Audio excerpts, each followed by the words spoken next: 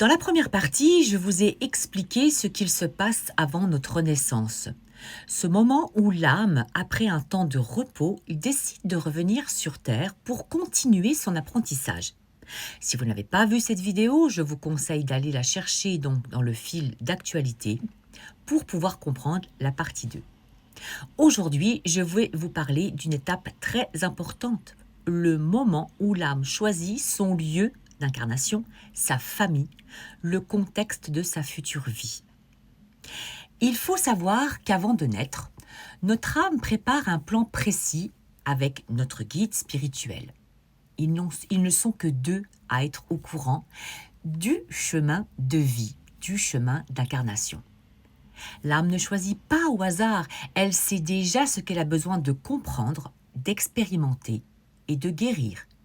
Et pour cela, elle choisit les situations, les rencontres et même les épreuves qui lui permettront d'avancer dans son évolution. L'âme commence par choisir le plan d'incarnation. Alors, certaines décident de revenir sur Terre, qui est la planète d'enseignement, d'autres vont sur d'autres plans vibratoires selon leur niveau d'évolution.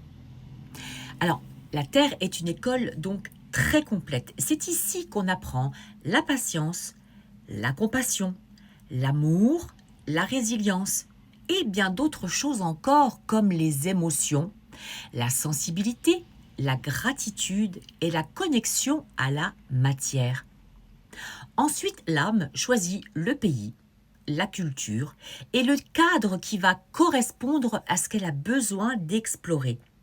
Puis vient le choix des parents. Ce choix fondamental, ne se fait jamais par hasard.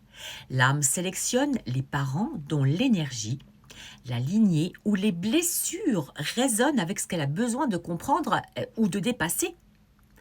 Elle choisit aussi les âmes qu'elle croisera tout au long de sa vie.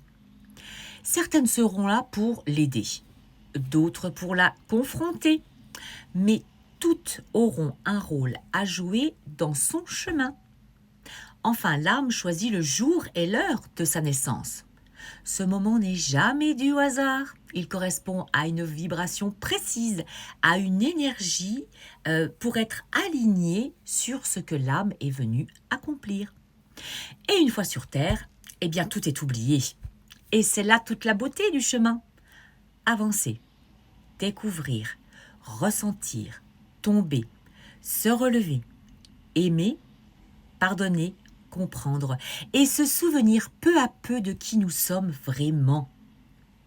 L'âme ne fait jamais d'erreur dans ses choix, même lorsque la vie semble difficile, très difficile, sombre, noire, tout a un sens plus grand que ce que notre esprit humain peut comprendre sur le moment.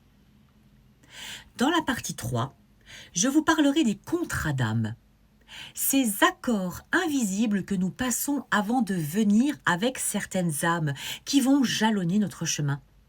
C'est un sujet passionnant qui vous aidera à mieux comprendre pourquoi certaines relations marquent autant nos vies. Alors, dites-moi en commentaire si vous croyez, vous aussi, que votre âme a choisi votre famille et votre chemin d'incarnation. Et pensez à vous abonner pour ne pas manquer la suite.